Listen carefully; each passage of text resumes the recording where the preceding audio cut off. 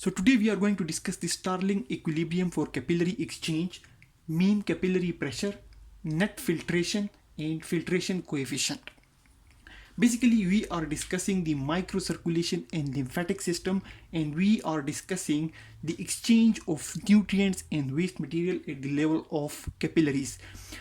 You must have watched the last video in order to properly understand this lecture. In the last lecture, we basically discussed that at the capillary level, we have the arterial side of the capillary and we have the venous side of the capillary, and there is basically net filtration of the fluid outward at the arterial end of the capillary, and there is net filtration of the fluid or the plasma inward into the capillary at the venous end of the capillary. So this is a capillary, this is the arterial side of the capillary, this is the venous side of the capillary. This topic we have discussed previously in our last lecture. So we must understand this concept in order to go toward the Starling equilibrium. So at the capillary level, we discussed that there are four forces. The four forces, they are acting differently on the arterial side of the capillary and on the venous side of the capillary. The purpose of all these four forces at the level of capillary is to give the nutrients to the tissue or the interstitium and take away the waste material from the interstitium into the capillary. So this is basically capillary. Two forces are present here in the capillary inside, the capillary pressure and the plasma colloid osmotic pressure. And two forces are present outside in the interstitium, that is the interstitial fluid colloid osmotic pressure and the interstitial fluid pressure. So three forces, the capillary pressure, the interstitial fluid colloid osmotic pressure and the negative interstitial fluid pressure, these are helping the plasma in the capillary to go out, to move out from the capillary into the interstitium. While one force, the plasma colloid osmotic pressure, that is due to the proteins in the capillary, it is helping the plasma to move inside. When we sum up these three forces that are moving the plasma out, the 30 plus 28 plus 8 plus 3 is 41. So 41 mm of mercury is moving the plasma out, while 28 mm of mercury pressure is basically pulling the fluid into the capillary. So the net difference is 13 mm of mercury out. The pressure is outward, 13 mm of mercury outward at the capillary, at the arterial end of the capillary. This side is basically the arterial end. This side is showing the left ventricle of the heart. This side is showing basically the right atrium or the right side of the heart. At the venous end, we see that three forces again are acting and are trying to push the plasma outside into the interstitium. That is the capillary pressure, the interstitial fluid pressure, interstitial fluid colloid osmotic pressure. These three forces are trying to take the plasma out from the capillary, while the plasma colloid osmotic pressure is again trying to bring the plasma into the capillary. When we sum these three pressures that is moving the plasma out, they come out to be 21 mm of mercury, and that one which is bringing the plasma into the capillary is 28. So 28 minus 21 is 7 mm of mercury net absorption. Here we have on the arterial side, we have 13 mm of mercury pressure towards the outside, while on the venous side we have the 7 mm of mercury net absorption. The only difference on two sides is that the capillary pressure here is high, it's 30 mm of mercury, but the capillary pressure on the venous side is 10 mm of mercury on the venous side. It's a bit lower. Pressure is a bit low on the venous side. Now coming to the point, we discussed that there is a difference. 13 mm of mercury is outward, 7 mm of mercury is inward. Fluid go out on the arterial side and it comes in on the venous side. That is something we discussed. And the difference between the 13 and 7, the difference between 13 and 7 is basically covered with the help of lymphatics. It is covered basically with the help of lymphatics. There is some difference because in order to fully compensate the pressure, it should also be 13. But it is not 13, it is a bit less. So absorption is a bit less. That less absorption is compensated by absorption with the help of lymphatics. Now coming to the point, the Starling equilibrium.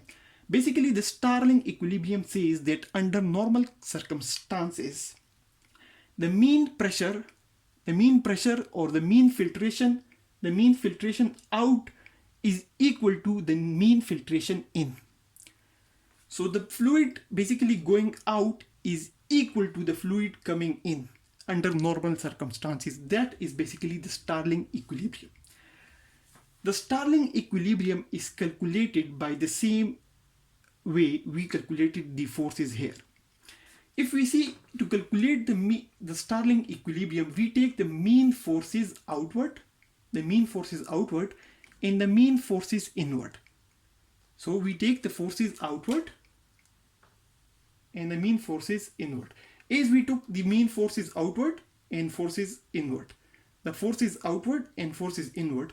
But the difference is that here we have the mean capillary pressure of 17.3 mm of mercury. 17.3 mm of mercury. The capillary pressure on the arterial side was 30 mm of mercury.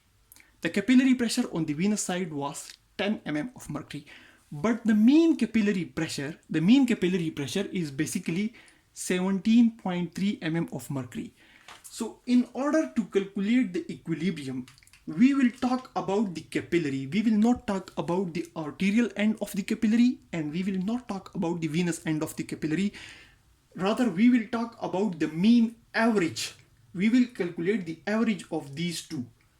So the average or the mean capillary pressure, which on the arterial side was 30 and on the venous side was 10 mm of mercury, it is basically 17.3 for the whole of the capillary. When we talk about the whole of the capillary under normal circumstances, the capillary pressure, which is then known as the mean capillary pressure, it turns out to be 17.3 mm of mercury. The other forces that are the negative interstitial free fluid pressure, that is interstitial fluid pressure, it is the same, 3 mm of mercury. Interstitial fluid colloid osmotic pressure is 8, the same way. Interstitial fluid colloid osmotic pressure is 8, the same way. So the outward pressures under normal circumstances are 28.3 mm of mercury towards the outside. And the mean forces acting inward, the mean forces that are acting inward, that are bringing the plasma into the capillary, are plasma colloid osmotic pressure, that is 28 mm of mercury towards the inner side of the capillary. Now, if we calculate the difference between the outward forces and the inward forces, it turns out to be 0.3 mm of mercury, because it's 28.3 mm of mercury towards the outside the capillary.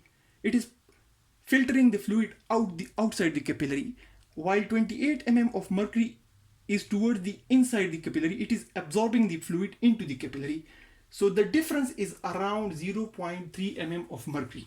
This small high pressure towards the outside basically leaves some of the fluid outside.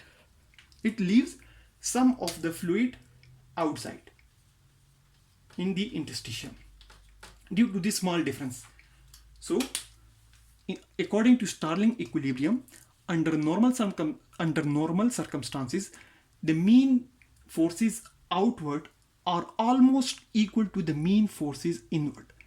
Almost equal to. The small difference that leaves a small amount of fluid outside the capillary is basically compensated with the help of lymphatics. So previously what we talked about the pressures on the arterial side of the capillary and on the venous side of the capillary. But if we talk about the capillary as a whole and we take an average of the pressures in the capillary as a whole in normal circumstances, then it is basically the Starling equilibrium, and these pressures at the capillary level are not equal, almost equal. Now this small little pressure towards the outside, this caused a slight excess of fluid towards the outside. So a slight excess of fluid outside is basically slight filtration of the fluid outside. This slight excess filtration outside is basically known as net filtration. So net filtration is the slight excess filtration It is the slight excess filtration because there is a slight excess pressure towards the outside due to the forces that are acting outside the capillary, that are pushing the plasma outside the capillary. They are slightly more than the forces that are pulling the plasma inside. So the slight excess filtration is known as the net filtration.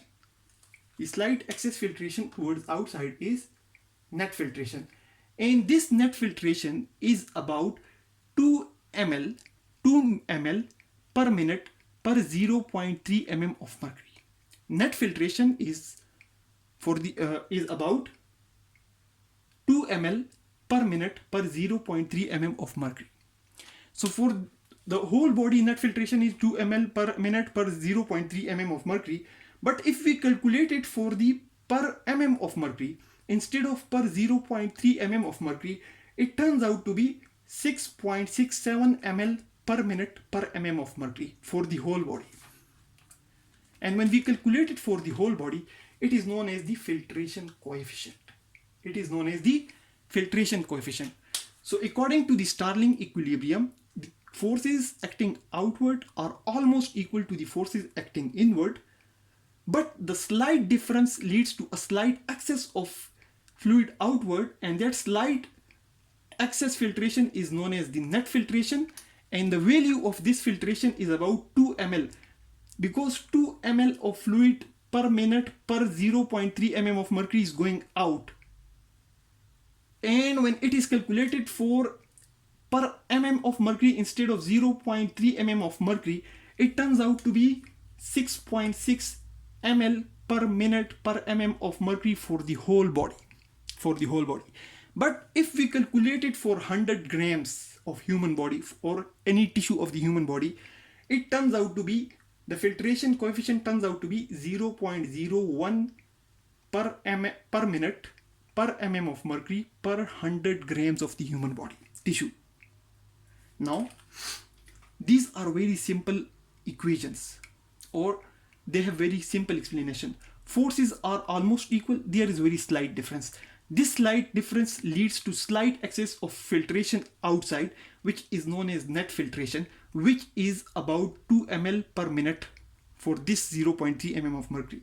But if we calculate it for the per mm of mercury instead of 0.3 mm of mercury, it becomes the filtration coefficient instead of the net filtration, and its value is 6.67. Its value is 6.67 ml 6.67 ml per minute per mm of mercury for the whole body. Here it was 2 ml per minute per 0.3 mm of mercury for whole body. But if we calculate it for 100 grams of the any tissue, it turns out to be 0.01 per minute per mm of mercury per 100 gram. Now this filtration coefficient is very much different. It may be very much high in liver and kidney, but very much low in brain. So the importance of filtration coefficient is that it varies from the organ to organ. In some organs, the filtration coefficient is very much low, like in the human brain, and in some organs it is very much high, like the liver and the kidney. So it's because of the pores in the capillaries.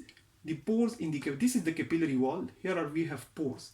So in the brain, these pores these pores are very tight, known as the tight junctions. But in the liver and the kidney, these pores are very much large.